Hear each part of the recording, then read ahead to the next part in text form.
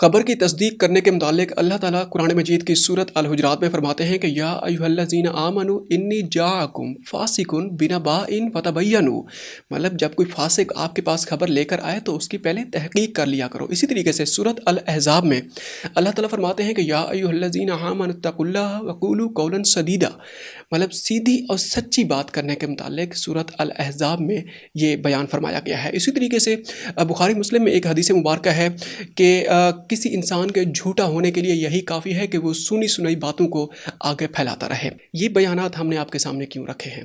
होता यह है कि इंजीनियर मोहम्मद अली मिर्ज़ा जो किसी तारुफ के मोहताज नहीं हैं, लाखों नहीं करोड़ों उनके स्टूडेंट्स हैं पाकिस्तान के अंदर, पाकिस्तान से बाहर, पूरी दुनिया में। उनके मुतालिक दो वीडियोस सोशल मीडिया के ऊपर बड़ी वायरल होती हैं आज से कुछ दिन पहले। एक है उनका बसंत के मुतालिक बयान, दूसरा ये है उनकी नौकरी के मुतालिक बयान। बसंत के मुतालिक उनका जो बयान था, हम उनकी मज़ीद तफसीलात में नहीं जाना चाहते, सबको पता है वो कौन सा बयान था। होता यह है कि उनकी जो वो वीडियो होती है उसको सियाको सबाक से हट कर किस तरीके से उसको तोड़ मरोड़ के एक सर्टेन कंटेक्स्ट में उसको पेश किया जाता है सोशल मीडिया के ऊपर, और वो देखते ही देखते वायरल हो जाती हैं और बहुत ज़्यादा उन्हें तनकीद का निशाना बनाया जाता है। इसी तरीके से उनकी नौकरी के मुतालिक कि आया कि उनको एस्टेब्लिशमेंट ने मजबूर किया है नौकरी छोड़ने के मुतालिक, या उन्होंने वॉलंटरीली उन्होंने नौकरी छोड़ी थी। अच्छा, बाद में अतहर काज़मी साहब के सोशल मीडिया प्लेटफॉर्म पे आके कुछ दिनों के बाद पहले उन्होंने अपनी एकेडमी में ही उसकी क्लैरिफिकेशन जारी की है। हमने वो वीडियोस भी देखी हैं, सामने रखा है, और बाद में अतहर काज़मी साहब के सोशल मीडिया प्लेटफॉर्म पे बैठ के उन्होंने हर एक की प्रॉपर वजाहत पेश की है। बाद में हमने उसकी तस्दीक की है, खुद सारी वीडियोस देखी हैं, और हमें बड़ी शर्मिंदगी हुई है। और बाद में हमने प्रॉपर सोचा कि हम एक प्रॉपर वीडियो रिकॉर्ड करेंगे, तैयारी के साथ नोट्स बना के तैयार करेंगे, और उसके अंदर उस वीडियो में हम माफ़ी मांगेंगे इंजीनियर साहब से, उनके स्टूडेंट से, अल्लाह ताला से हम माफ़ी मांगेंगे, और इंजीनियर मोहम्मद अली मिर्ज़ा साहब के जो हम पर एहसानात हैं वो हम एहसानात गिनवाएंगे। एक लंबी लिस्ट है, थोड़ी देर के बाद हम आपके सामने वो एहसानात भी गिनवाने वाले हैं।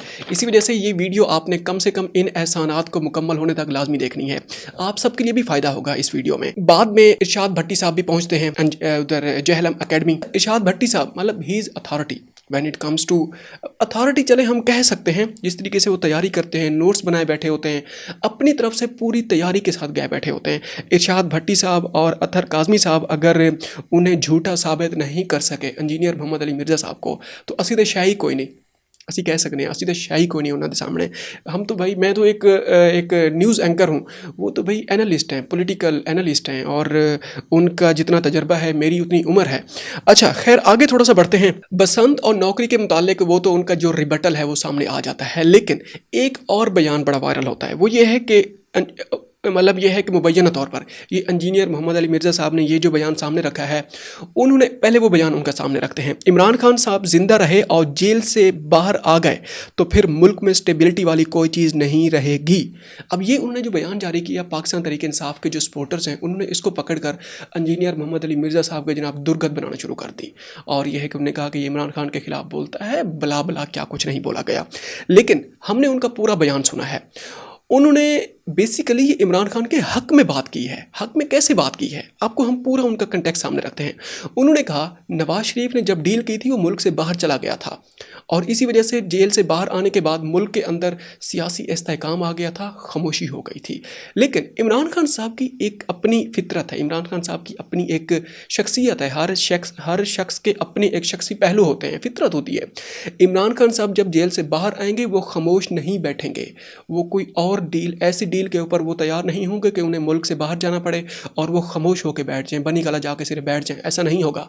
इसकी वजह से वो जेल बैठे हुए हैं तो ये हाल है, जेल से बाहर आएंगे तो हालात और ज़्यादा ख़राब हो जाएंगे। बेसिकली उनके कहने का मतलब ये था, लेकिन उन्होंने वही मेन लाइन को पकड़ के उसको जनाब हमने धड़ तनकीद का निशाना बनाना शुरू कर दिया है।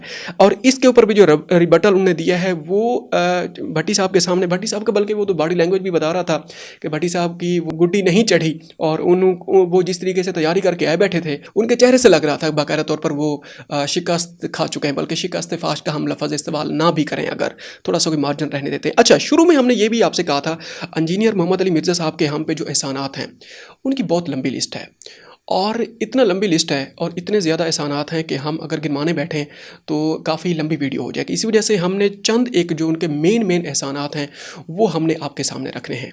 وہ ہم آپ کے سامنے رکھنے لگے ہیں۔ سب سے پہلے تو ان کا ہم پہ جو سب سے بڑا احسان ہے وہ ہے توحید کا۔ توحید کے متعلق انہوں نے ہمیں جتنا کلیئر کیا ہے، وہ ہمارے مائنڈ میں وہ جو ایک طوفان تھا، وہ جو ایک قیاس تھا ان نیسیسری، وہ بالکل طوفان تھم چکا ہے، ہم بالکل ریلیکس ہو چکے ہیں۔ مطلب میں قرآن مجید کی وہ ایک آیت ہے، الیس اللہ بکاف عبدہ، کیا میرے لیے میرا اللہ کافی نہیں ہے؟ اور واللہ علی کل شیء قدیر، یہ دوسرے لوگ آپ لوگوں کے خلاف جو سازشیں کرتے ہیں اور یہ سارا کچھ جو ہوتا ہے، ہم بالکل آزاد ہوں ان چیزوں سے۔ اللہ تعالیٰ ہر چیز کا قادر ہے، اس کی مرضی کے بغیر کوئی پتا بھی نہیں ہل سکتا، ٹھیک ہے؟ وہ ہمیں 70 ماؤں سے بھی زیادہ محبت کرنے والا ہے۔ اگر میں ان لوگوں کے اوپر اپنے سراؤنڈنگ میں جو سازشی لوگ ہیں ان کی سازشوں کو ماننے لگ جاؤں کہ یہ ان کا اثر مجھ پہ ہوتا ہے، تو میرا ایمان کمزور ہے۔ میں اپنے اوپر بات کروں گا، میرا ایمان کمزور ہے۔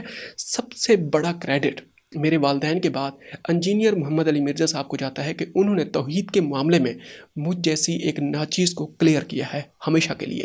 اچھا، نمبر 1۔ نمبر 2 یہ ہے کہ دین کے اندر جو تصوف کا جو امتزاج ہے، جس طریقے سے انہوں نے ان چیزوں کے اوپر روشنی ڈالی ہے اپنے لیکچرز میں، ان کے بہت بڑے احسانات ہیں۔ بپا جانی کی کرامات ہیں، وہ جو معاملات ہیں ان کو کس طریقے سے کلیریفائی کیا ہے، تصوف کے نام کے اوپر کتنی بڑی بڑی جناب وارداتیں ڈالی گئی ہیں۔ ہم آپ کے سامنے چلے ایک مثال رکھتے ہیں۔ بریلوی حضرات پیر عبد القادر جیلانی صاحب کو رحمۃ اللہ علیہ کو مانتے ہیں اور ان کو اپنا پیشوا مانتے ہیں، لیکن ان کے جو احکامات ہیں بیسیکلی انہوں نے اگر رفع دین سے انہوں نے نماز پڑھی، اگر کیا ان کی جو پہلی کتاب ہے اس کے اندر باقاعدہ لکھا ہوا ہے، پہلے چیپٹر میں غالباً لکھا ہوا ہے کہ انہوں نے رفع دین کے ذریعے پیر عبد القادر جیلانی صاحب نماز پڑھتے تھے، لیکن جو بریلوی حضرات ہیں وہ رفع دین سے نماز نہیں پڑھتے۔ اسی وجہ سے یہ سلیکٹیوزم چل پڑی ہے۔ خیر، اس کو ہم مزید ان کی تفصیلات میں نہیں جانا چاہتے، تھوڑا سا اور آگے بڑھتے ہیں۔ اس کے علاوہ جو بڑی بڑی وارداتیں ڈالی گئی ہیں دیوبندیت کے نام پہ، بریلویت کے نام پہ، اس کی ہم 2 مثالیں آپ کے سامنے رکھتے ہیں، آپ کے رونگٹے کھڑے ہو جائیں گے کس طریقے سے ہمیں گمراہ کیا گیا ہے۔ محدود سوچ کو سامنے رکھ کے ہم نے بہت بڑا ٹائم ضائع کر دیا ہے۔ ایک مثال آپ کے سامنے رکھتے ہیں، بریلوی مکتب فکر کے جو امام ہیں، امام احمد رضا بریلوی، انہوں نے جو اسام الحرمین میں جو باتیں کی ہیں دیوبندیت کے متعلق، انہوں نے ان کو کافر کہا ہے، بلکہ کافر کے ساتھ ساتھ انہوں نے ان کو مرتد کہا ہے، انہوں نے ان کے ذبیحہ کو بھی انہیں حرام قرار دیا ہے۔ اور اسی طریقے سے ان کو جواب دینے کے لیے جو دیوبندیت ہے، انہوں نے جناب جو کتاب لکھی ہے المؤند علی المفند، مطلب سٹھیائے ہوئے بابے کے متعلق، بیسیکلی اس کا ترجمہ یہ بنتا ہے، انہوں نے جو ان کے متعلق جو باتیں کی ہیں وہ بھی دیکھنے اور سننے کے لائق ہیں، پڑھنے کے لائق ہیں۔ آپ پڑھیں تو صحیح، آپ کو پتہ چل جائے گا۔ اس کے علاوہ تھوڑا سا اور آگے بڑھتے ہیں۔ قرآن خود نہ پڑھنا وگرنہ تم گمراہ ہو جاؤ گے، یہ ساری زندگی ہم نے سنا ہے، لیکن سوال یہ پیدا ہوتا ہے، انجینئر محمد علی مرزا صاحب کے تھرو ہمیں اس بات کا پتہ چلا ہے کہ جب ایک غیر مسلم قرآن مجید پڑھتا ہے تو کس طریقے سے وہ اسلام قبول کر لیتا ہے۔ وہ صرف ترجمہ پڑھتا ہے، ایز اٹ از جو ترجمہ دیا گیا ہے، تفسیر میں نہیں پڑھتا۔ پھر تو وہ ایک شعر بھی ہے کہ ترجمہ نہیں تفسیر سے ڈر لگتا ہے، پیر و مرشد مجھے ہر پیر سے ڈر لگتا ہے۔ بابا نجمی کا ایک شعر ہے۔ قرآن مجید میں جس طریقے سے کہا گیا ہے تبلیغ کے متعلق، ہماری بنیادی عقائد میں شامل ہے کہ اسلام کی ہم نے تبلیغ کرنی ہے، اسلام کو ہم نے آگے پہنچانا ہے۔ کیا ہم آج اس پوزیشن میں ہیں کہ ہم اسلام کی بات کر سکتے ہیں؟ ہمیں نہیں پتہ بھائی، سامنے شیعہ بیٹھا ہوا ہے، سنی بیٹھا ہوا ہے، بریلی بیٹھا ہوا ہے، ہمارے منہ سے کوئی لفظ ایسا نکل جائے، وہ ممکن ہے ہمارے اوپر فتویٰ لگا دیں۔ فتویٰ تو نہیں، آج تو بالکل مرتد ڈکلیئر کر دیا جاتا ہے، اسٹریٹ کے اندر، گلی محلوں کے اندر ہی جناب انصاف قائم کر دیا جاتا ہے۔ لیکن قرآن مجید میں حدیث مبارکہ میں یہ بھی ہے کہ پہنچا دو ان کو، اگر آپ جانتے ہیں ایک آیات بھی، مطلب ہم نے اس کا ایک خلاصہ ہم نے بیان کیا ہے، ایز اٹ از ہم نے بیان نہیں کی، اور اس کی تصحیح آپ نے خود کر لینی ہے۔ اچھا، اس کے علاوہ یہ ہے کہ اسلام کو ذاتی سیاسی مقاصد کے لیے کس طرح استعمال کیا گیا ہے۔ اسلامی جمہوری اتحاد ایک اتحاد بنا تھا 1990s میں، 1990 کی دہائی میں، اور بے نظیر بھٹو کی حکومت کو وہ غیر اسلامی قرار دے دیا گیا تھا، غیر شرعی قرار دے دیا گیا تھا۔ اس جو اتحاد بنا تھا اس کو لیڈ کر رہے تھے 2 عظیم شخصیات۔ پہلے نمبر پہ تھیں حضرت مولانا محمد نواز شریف صاحب رحمۃ اللہ علیہ، دوسرے نمبر پہ تھیں عزت مآب حضرت مولانا فضل الرحمان صاحب۔ یہ جناب 2 شخصیات تھیں، انہوں نے بے نظیر بھٹو کی حکومت کو غیر شرعی اس کو ڈکلیئر کر دیا تھا۔ لیکن بعد میں وہی نواز شریف صاحب ہیں، 35 سال کے بعد انہیں کی اپنی جو بیٹی ہیں وزیر اعلیٰ بنتی ہیں، اور مولانا فضل الرحمان صاحب ہیں، کوئی مذمتی بیان بھی جاری نہیں کرتے، بلکہ ان کے ساتھ تو بڑے مفادات جڑے ہوئے ہیں۔ تھوڑا سا اور آگے بڑھتے ہیں۔ فرقہ واریت کے بارے میں جتنا زیادہ انہوں نے ہمیں سمجھایا ہے، ہمیں اب آ کے پتہ چلا ہے فرقہ واریت تو بھائی ایک انتظامی معاملہ ہے۔